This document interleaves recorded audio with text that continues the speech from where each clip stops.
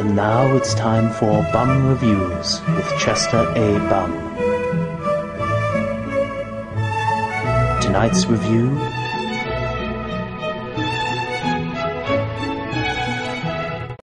Oh my god, this is the greatest movie I've ever seen in my life! No. What are you talking about, Brad Jones? Oh, God, look. I saw this movie with you, and then all of a sudden, I gain 80 pounds, get a foot taller, pubes all over my face, and Jake got a mustache.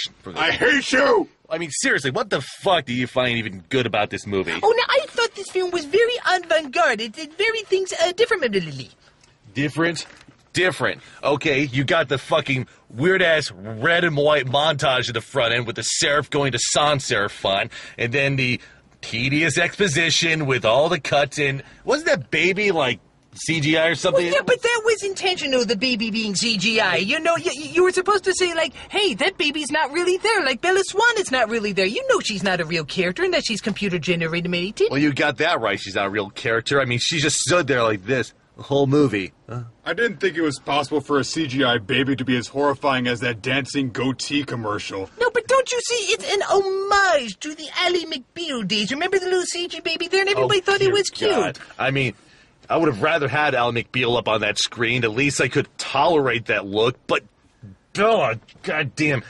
Oh, wait, now let's get down really to what this all boiled down to, and that is the romance, which, granted, there was very little of in this film. In fact, most of it was just being exposition for exposition, but I found it pretty close, didn't you? I found it pretty close.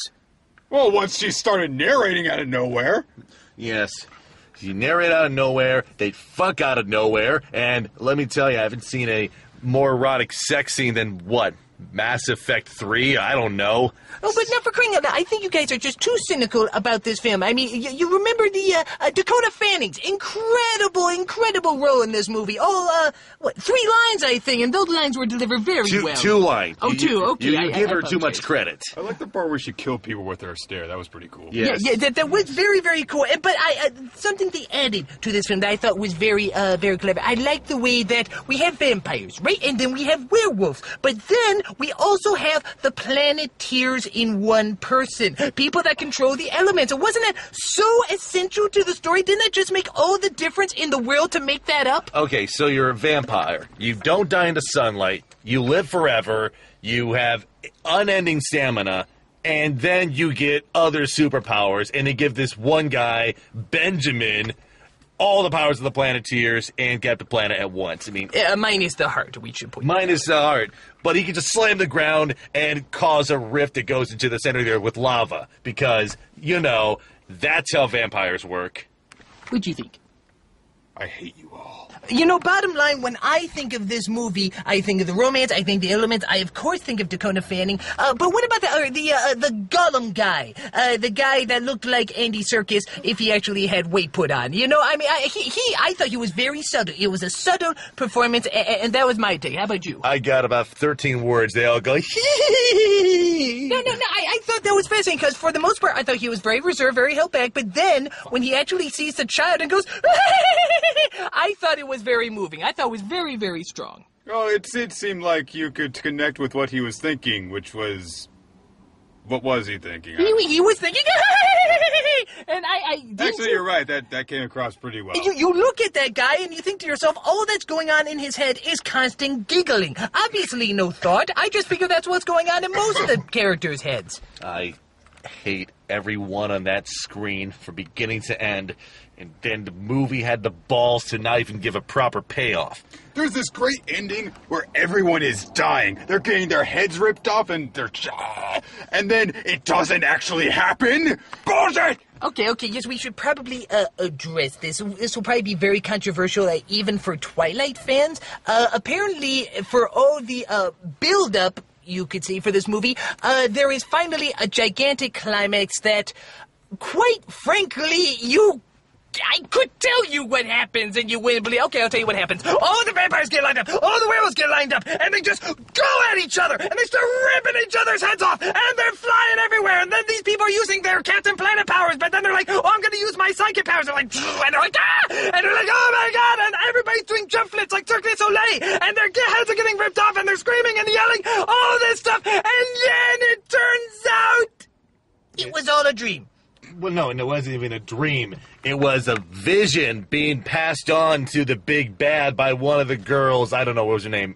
Angel, Amber, doesn't fucking Well, matter. I was saying dream to give it a little bit more credibility. Oh, come on. Okay, look, you could try to be classy about it, like in a hero, or you could be stupid about it, like Twilight, Breaking Dawn 2. Well, and the other thing that some people found very uncomfortable in the last movie was when Jacob actually imprinted on a baby, which I suppose means that they're going to go steady. Yes. And then at the very end, they imply very clearly that baby, she's gonna get boned by the werewolf. But here's the thing. The baby is not going to get boned. They're going to wait till she grows up to get boned, Yeah. which could still be considered creepy. Well, there was that whole thing where the pale one, You're going to have to be more specific. the one who stares. Oh, you mean the... that guy? No, the main guy with the belt. Edward. Yes. Whatever. Where he's like, hey, don't do that to my daughter, which, I can understand that if my little girl's just been born and you're like, eh. But then at the end he's just like, yeah, okay, go have sex with my daughter eventually. No, but didn't you think the scene where he says, hey, should I start calling you Dad? No, that was scary. That was really scary when they did that. I hate everyone on that screen. And the best part is, we know how old she's gonna be when the boning starts. It's gonna be 7 years. Because apparently, when you're half mortal and half immortal, it means you grow up in 7 years and stay immortal. Yes, it was a little confusing how much time passed for the child. They just did a little dissolve and suddenly she was talking. We have no idea if this was weeks or years or literally as we're watching it, seconds. We're not really sure. And but thank God the father in the movie, Bella's father, he's a smart cookie. I think he is, because he looks at this kid that used to be a baby and now clearly is a child, and he's like, okay.